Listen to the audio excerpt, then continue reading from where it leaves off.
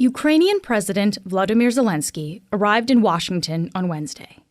It's the first time he's left Ukraine since Russia invaded, more than 300 days ago. And Zelensky was asking for more weapons and military funding. This will be the last question. Olga Koshelenko, 1+1 TV channel. Can we make a long story short and give Ukraine all capabilities it needs and liberate all territories rather sooner than later? Thank you. Well, his answer is yes.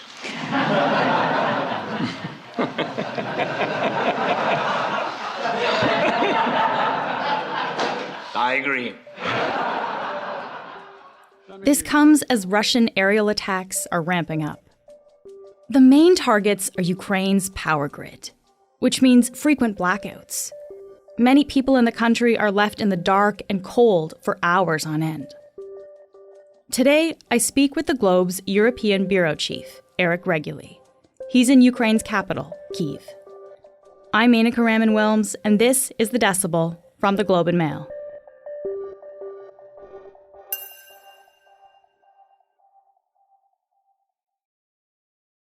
Eric, thank you so much for talking to me today. A pleasure.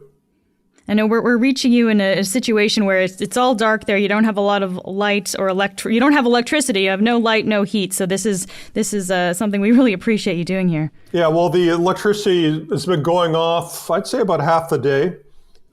We never know when it's there's no warning when it's going to be cut off. There's no warning when what's coming on. And it's been off since it's about 6 o'clock p.m. here, and it's been off for about 8 hours. Wow. And how cold is it?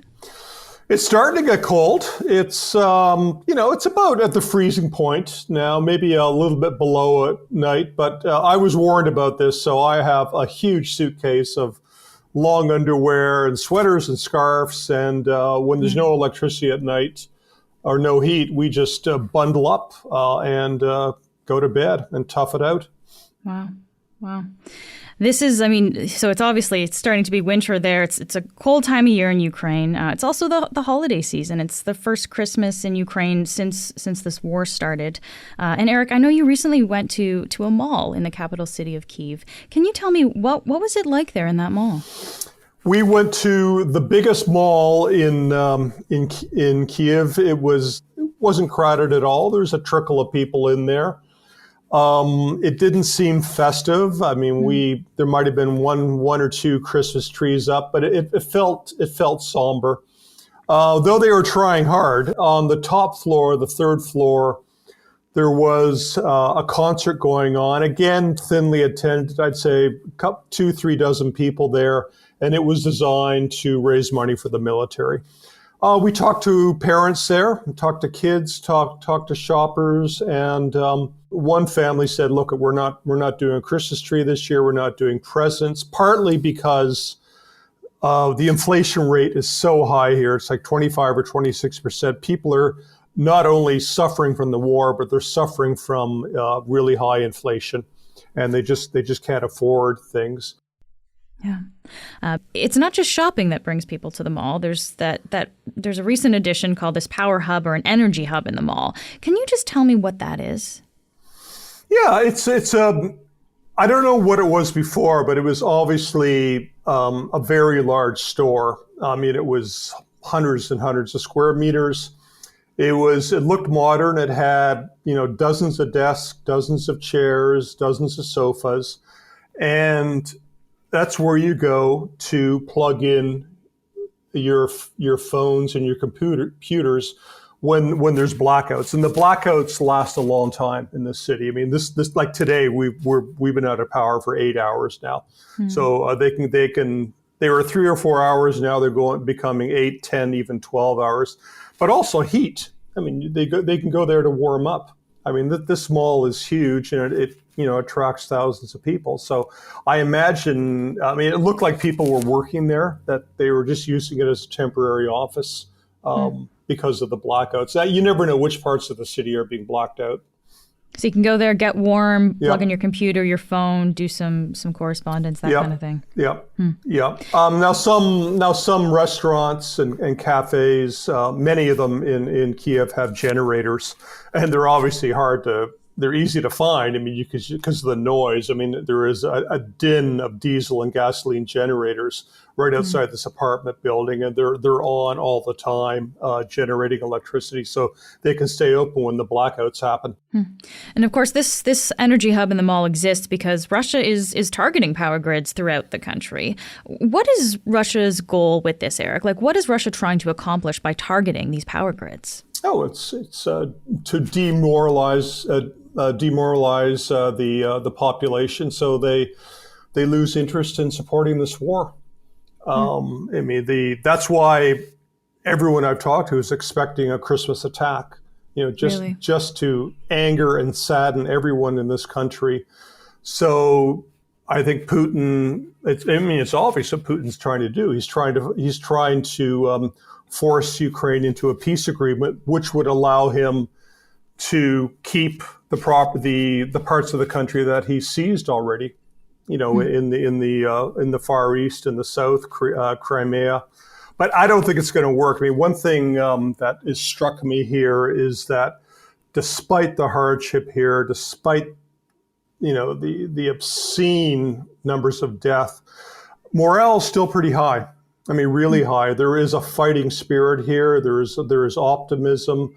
It's quite infectious, I find, and Ukraine is convinced it's going to win the war.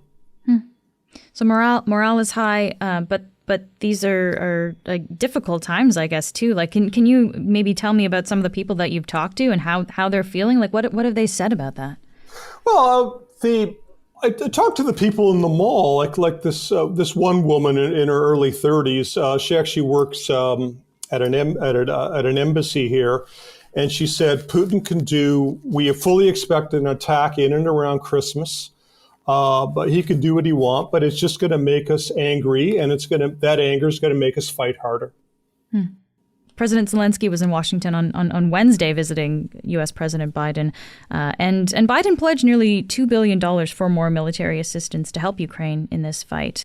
So they're of course asking for these weapons because they are getting bombarded by Russian attacks, and it is having a significant effect. Earlier this month, on December 16th, the state power company declared a system emergency in Ukraine and reported a 50% loss of power within the country's electricity system. So that's significant. Yeah, and some of these utility workers, I mean, they're working around the clock to repair these grids. So some of them have been wounded or killed. There's a company called DTEC, which is the private power generator here, and it's lost several employees who were attacked as they were trying to fix the grid. I know you said you spoke to a few people in the mall, Eric, and I know you spoke to a father and his 7-year-old daughter. I think her name is Olena. Yeah, a little blonde girl, 7 years old, Olena, and her father told me that they don't really use the term Santa Claus here. It's Grandpa Frost. And her father told me that Olena said to him that we don't want Grandpa Frost this year because we're worried he's going to get shot down. And what this little girl was referring to was the Ukrainian anti-aircraft guns, which actually do take down cruise missiles and the drones. So, I mean, this poor little kid understood that a war is going on. And he also said that when the air raid sirens go on, that she knows enough to get away from the windows because, if there's an explosion nearby, the windows could shatter and send glass like shrapnel all through the house. So this kid knows her routine already. I mean, how sad is that? We'll be back in a moment.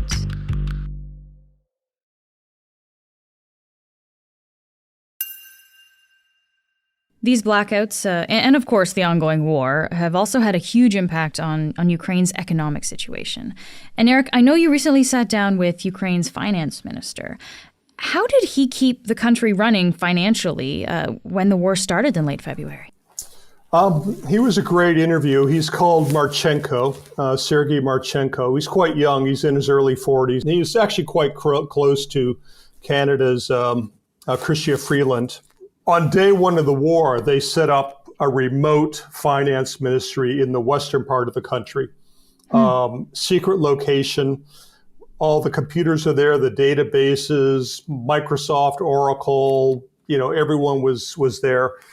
And they didn't miss a single salary payment, still haven't, and they did not miss a single pension payment for the pensioners in this country. I mean, it's a miracle. It's just incredible. And what about since then? What he's been doing is two things. One is he has gone around the world asking for money. Ukraine is getting, this year alone, they got $27 billion US dollars, roughly half in loans, roughly half in grants. Of course, Ukraine would rather have grants because grants you don't have to pay back. Loans you do. Most of the grants have come from the United States, a little bit from Canada. Most of the loans have come from the European Union. So every month, there are $5 billion US dollars in the hole. That is the budget deficit every single month. And they have to fill that or the country goes bankrupt. So that's a huge, huge challenge. And most of the budget, I think about 60% of the budget is going to the military. The other thing that Marchenko, the Ukraine finance minister, is doing is printing a lot of money. Well, he's not doing it. The central bank is printing a lot of money to help fund the deficit. And when you print money, you get inflation. So the inflation rate here is 26%, which is huge. And that is really hurting people's lives here. Their salaries are not going up 26%. The poverty rate, this is what really struck me when I interviewed this man a few days ago. The poverty rate before the war in Ukraine was about 5%. Now it's 25%. So 1 in 4 people is officially poverty-stricken in this country. And what about like benefits and stuff? Like if you're on like a disability benefit, things like that. Oh yeah, I mean those are still getting paid. But the point is the inflation rate is so high here that your money is not going as far as it used to be, and the inflation rate's going to stay high. Is there any sense that there will be an economic bounce back for Ukraine, like that they'll actually be able to kind of dig themselves out of this financial hole? So they're predicting a 33% drop in GDP this year. It's a 1/3 drop in economic activity in this country. Next year, the official forecast is for slight growth, but slight growth from a very low level, 33% down. But I said, are you certain about that? And he said, absolutely not. We're worried that it could become even worse next year. And I said, why? He said, because the attacks on the electricity grid are so severe, so frequent that you can't run a factory with no electricity. So if these attacks on the electricity grid, the power grid, continue and are widespread and successful, so far they have been, then all bets are off in the economy. Wow. All bets are off. Eric, you've been covering the war from the beginning, but from countries outside of Ukraine. You're now actually in Kyiv there, in the dark, experiencing these blackouts firsthand. What is it like for you to now be inside the country? Yeah, I mean, I've been covering NATO. I've been in Brussels a few times. I was at the NATO summit. I was on a NATO mission in early March, right after the war started. We were up in a radar plane. It's like a converted 707 with a huge radar dish. And we were flying in Polish airspace right on the Ukrainian border, watching on the radar, watching the Russian jets from Belarus and Russia coming in to bomb Ukraine. We're watching them in real time, and that's when it hit me that this war is real. But to be on the ground and to actually talk to people, really, is completely different. I mean, I'm in a war zone. I'm a war correspondent in a war zone. I mean, there's no fighting here, but every day we're having air raid sirens. Every day, people in Kyiv are going into bomb shelters.